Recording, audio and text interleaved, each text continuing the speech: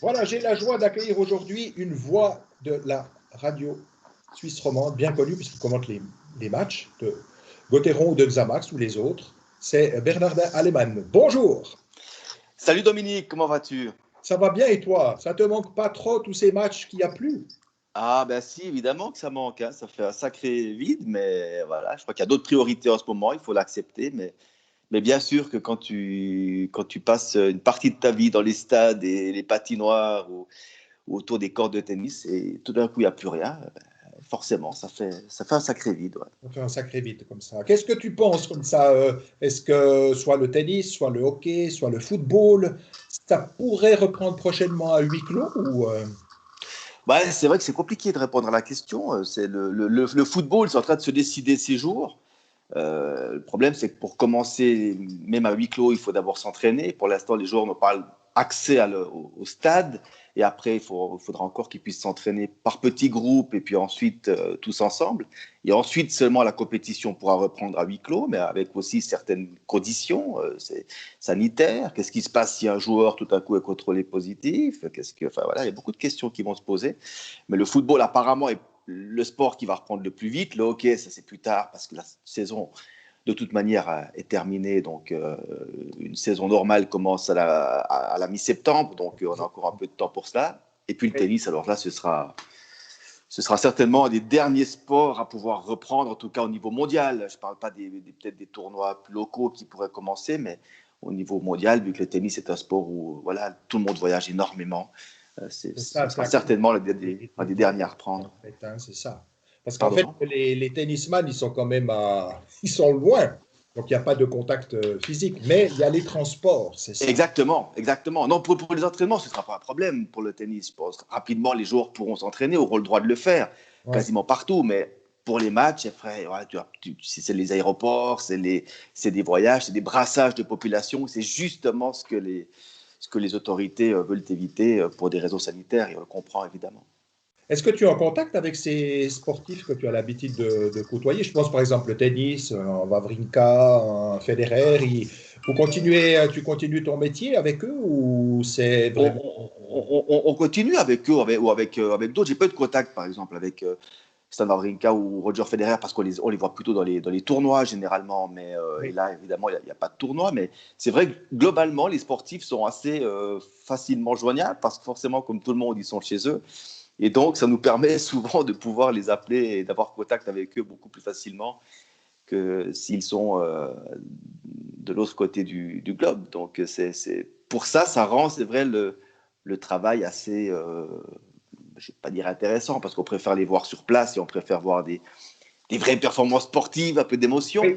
Oui. Mais c'est vrai qu'au moins, les gens, du coup, tu peux les avoir sur Skype, par téléphone. Et ça, finalement, on peut les avoir, on peut avoir contact avec eux assez facilement. Et c'est bien. Et tu continues donc de travailler quand même au niveau du sport ou bien peut-être d'un coup tu pourrais être sollicité par la RTS avec. Non, alors certains de mes collègues des sports travaillent déjà pour la radio. On peut entendre Voilà. Jérôme Jornin, Patrick Delétro qui ont fait les journaux, des flashs, qui travaillent. Les autres, on continue à travailler. Et sincèrement, il y a un mois, si tu m'avais dit dans un mois, tu vas encore faire pas mal de choses dans le domaine du sport, je t'aurais dit, mais non, il n'y aura plus rien, on ne va plus rien faire. Et bien au contraire, on a chaque samedi soir 3h30 d'émissions sport première qui sont plus intéressantes les unes que les autres. On peut vraiment avoir des gens intéressants par téléphone, en direct. On a des sujets absolument splendides et pas seulement d'ailleurs en lien avec le coronavirus, même si beaucoup le sont quand même. Tous les matins à 6h38, vous avez le, Oui. le, le sport, le sport matin. Et puis, il y a quand même toujours tellement de sujets en lien avec les reprises potentielles, en lien avec les problèmes, en lien avec ce que les sportifs vivent. Et puis, il y a quand même toujours des transferts, il y a quand même toujours des actualités sportives qui se déroulent. Actuellement, on parle du football. Est-ce qu'on va faire une Super League à 10, à 12? En fait, ça, c'est des questions qui restent quand même toujours sur la table. Donc, finalement, le travail et même si on travaille depuis la maison et on a les moyens techniques de le faire, Oui. mais malgré tout, il y a quand même plein de choses à faire Plein et de c'est choses à fou, faire. c'est fou. Ouais. Donc d'après toi, le premier sport qui pourrait reprendre, c'est le football. Oui, bon, d'abord parce que le football Et organiser, c'est faire pression aussi. Et puis, il y a beaucoup d'argent. Alors, en Suisse, un peu moins, évidemment, mais dans les pays étrangers, c'est surtout les droits de télévision.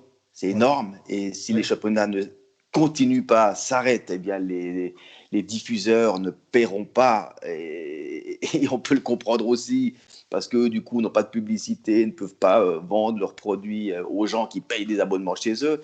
Donc, les ligues vont tout faire pour que ça reprenne. C'est pas pour rien que l'UEFA fait pression à fond sur les ligues pour qu'absolument elles terminent, parce que l'UEFA aussi veut terminer sa Ligue des Champions, l'Europa League, peu importe comment, à huis clos s'il le faut, peu importe, mais elle veut absolument terminer cela pour vendre son produit télévision. Donc le football a les moyens d'y aller, et puis après ça va reprendre petit à petit. Mais je t'avoue une chose quand même, c'est que avoir des stades remplis avec je sais pas, 10, 15 000 personnes en hockey sur glace avec 20, 30, 40, 50, 60, 70 000 personnes dans les stades de football.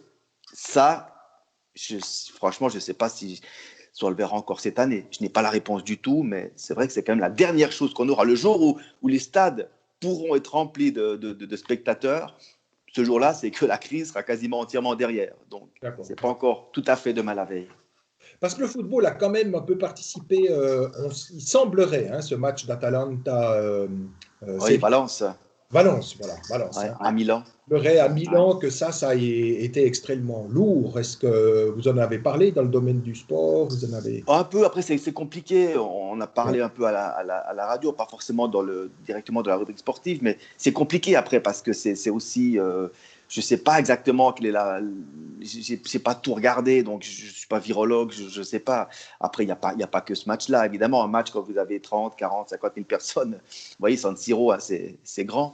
Et évidemment, c'est là que le virus se développe. C'est pas pour rien qu'on veut éviter les rassemblements. La distanciation sociale dans un match de Ligue des Champions, évidemment, c'est compliqué. Après, c'est pas que ce match-là, c'est plein de Ouais, choses. l'ensemble, Mais c'est sûr, comme tu dis, voilà, il y a ce match-là et tous les autres matchs. C'est pour ça que des stades remplis, ça va être. difficile. Franchement, je sais pas. J'aimerais bien savoir quand, parce que des matchs à huis clos, c'est bien beau, mais ça remplace pas évidemment cette extraordinaire voilà, ferveur populaire. Bien sûr. Voilà, c'est comme quand toi tu célèbres ta messe et puis qu'il y a Et- personne devant. Voilà, c'est sauf pas qu'on tout à fait célèbre, pareil. Pardon? sauf qu'on célèbre la messe quand même. Mais il n'y a pas effectivement, il Voilà. n'y a pas l'assemblée qu'on peut ressentir, il n'y a pas les gens qu'on peut aimer, hein, tout à fait. Ouais, c'est une belle. Par rapport au tennis, Roger Federer, il a quand même quoi, 39 ans maintenant? Il aura 39 ans le 8 août, ouais. Si c'est le sport qui aura le plus de peine à reprendre, est-ce qu'on peut imaginer qu'il reviendra? Mais il va toujours revenir, Roger Federer. Non. Mais On bon, de espère. toute manière, il était en pause, hein, donc finalement, Oui, on peut même dire qu'il a pris sa pause au bon moment, mais oui. donc il a soigné son genou, et qui va apparemment plutôt bien. Donc, de toute façon, maintenant, il ne devrait pas jouer. Après, est-ce qu'il va revenir? La question se pose avec lui depuis des années, donc faut qu'on arrête d'essayer de répondre à la question. Mais évidemment, il aura 40 ans l'année prochaine. Pour un sport aussi physique que le tennis, c'est quand même un âge avancé. Maintenant, il a tellement pris soin de son corps aussi, il a tellement fait juste avec sa façon de vivre, son jeu aussi plus relâché, avec le travail avec son entraîneur physique. Pourquoi pas? Surtout que l'année prochaine, c'est une belle année aussi, avec il y aura les Jeux, enfin, voilà, il aura 40 ans, durant les Jeux d'ailleurs, dernier jour des Jeux. Ce ne sera pas le jour de la finale. La finale, ce sera le premier week-end, enfin le deuxième week-end des Jeux, non pas le troisième, mais peu importe. Ça va devenir de plus en plus compliqué, mais on le voit bien, depuis 2012, il a gagné 3 grands chelems seulement, hein, en 7 ans, 8 ans, il a gagné 2 fois l'Australie et puis une fois Wimbledon. Donc on le sait que c'est plus compliqué. Il va pas gagner encore 10 tournois, mais d'être toujours là, pouvoir prétendre gagner à Wimbledon, pouvoir quand même gagner à Bâle, à Halle, être présent quand même, vivre ce qu'il vit avec le public, parce que ça c'est aussi extraordinaire. C'est aussi ça qui le maintient, parce que je veux dire, Federer, partout où il va, il est à la maison. C'est fou. C'est fou, le public l'aime partout. Donc il a envie de continuer avec ça. Et ça, pourquoi pas? Il était en forme ces derniers mois. Pourquoi ne pas continuer encore un peu tant que son corps On lui souhaite, le permet? bien On lui sûr. souhaite, et à nous aussi. Parce que le jour où il va arrêter, c'est vrai que ça va faire Un Un sacré choc, hein, ça va pleurer dans les chaumières, là. Ça Tu seras va. le premier à pleurer, d'ailleurs. Oui, alors tout à fait. C'est vrai que je le confesse. Je suis un big fan de Roger Federer comme tennisman et il a été aussi très bien au niveau de la com. Il a fait des petits buzz là aussi. Alain Berset, qui est un ancien sportif aussi d'élite, l'a contacté aussi pour faire passer le message. Comment tu as trouvé ça Oui, oui, c'est vrai qu'avant qu'Alain Berset lance le défi à Federer, c'est vrai qu'il disait rien et ça, il a été pas mal critiqué pour ça, parce que certains estimaient que c'était son rôle aussi de dire aux gens restez chez vous, de participer à cette communication sanitaire.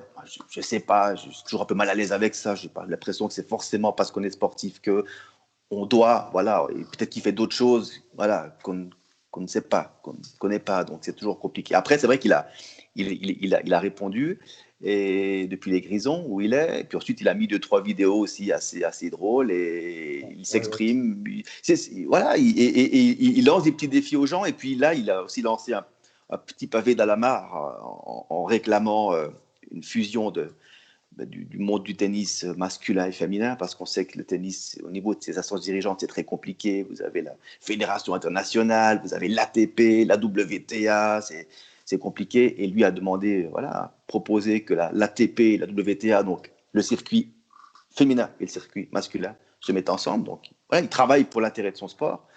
C'est intéressant, il existe, on le voit taper contre son mur à Oui, voilà. Samoritz, pas à Samoritz, à Valbella, dans les Grisons. Et voilà, C'est incroyable, c'est hein. important. Même moi qui ne suis pas du tout très fort au tennis, j'ai été tapé la balle.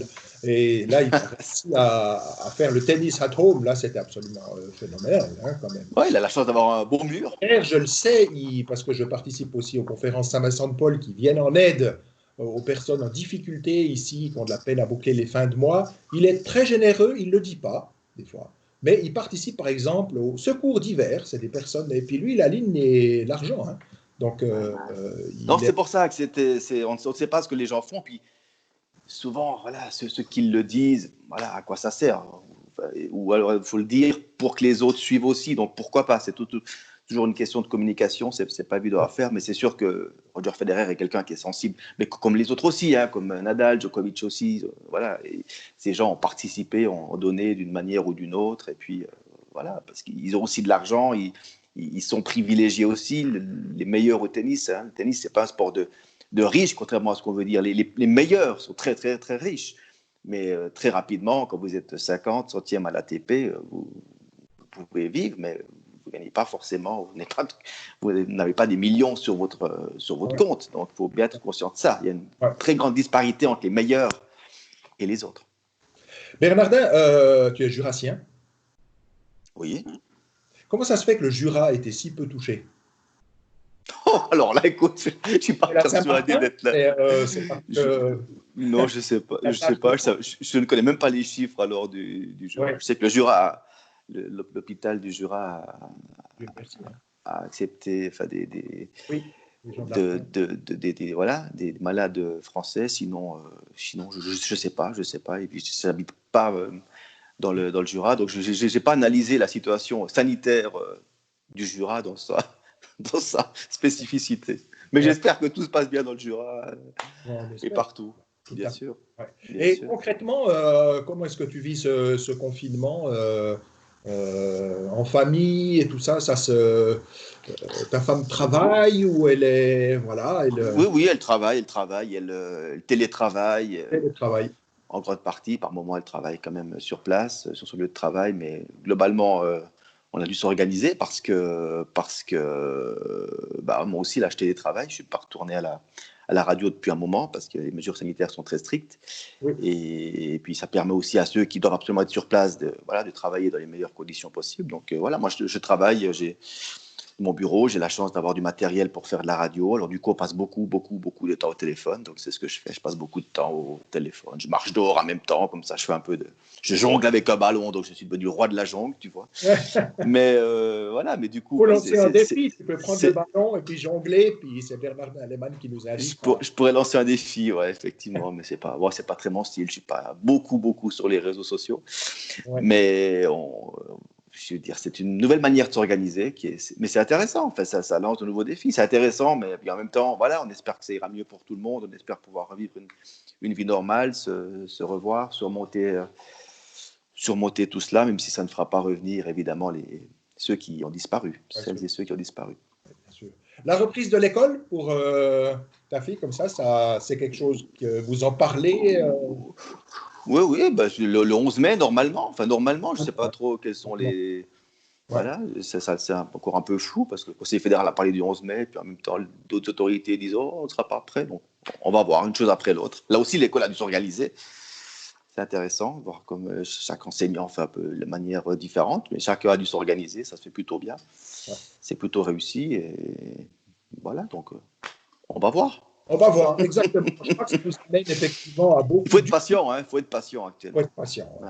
Mais des fois, dans le sport, ça nous amène à beaucoup d'humilité. Il y a beaucoup de choses qu'on ne sait pas, qu'on veut. Mais c'était sympathique de parler aussi avec toi. On te retrouve donc aussi sur la radio suisse romande, effectivement, avec Sports Première, ou bien le matin à 6h40. J'avoue, je confesse qu'à 6h40, je dors encore. Eh bien, Voilà. les matines, c'est pas avant. Ah, tu te rendors après les matines, c'est ça? Entre les matines et les laudes. Un petit peu plus tard. D'accord. Et puis, ben, je me lève tous les matins. Il y a les podcasts, hein, de toute façon. Donc, oui, ça c'est vrai. Ouais. Et puis, ben, on espère voilà, que nos tennisman ne soient pas trop pénalisés pendant longtemps. On se réjouit aussi pour Roger Federer, les idées qu'il a. C'est vrai qu'il montre aussi toute son imagination avec sa capacité aussi de drainer les foules. Et je pense qu'il aura aussi un rôle à jouer avec Wawrinka, avec aussi le sport. C'est une école de vie. C'est vrai. C'est vrai. Alors, on se réjouit pour ça. Qu'est-ce qu'on peut te souhaiter, Bernardin? Ah bah là, écoute, la santé, je crois qu'actuellement, c'est tout ce que...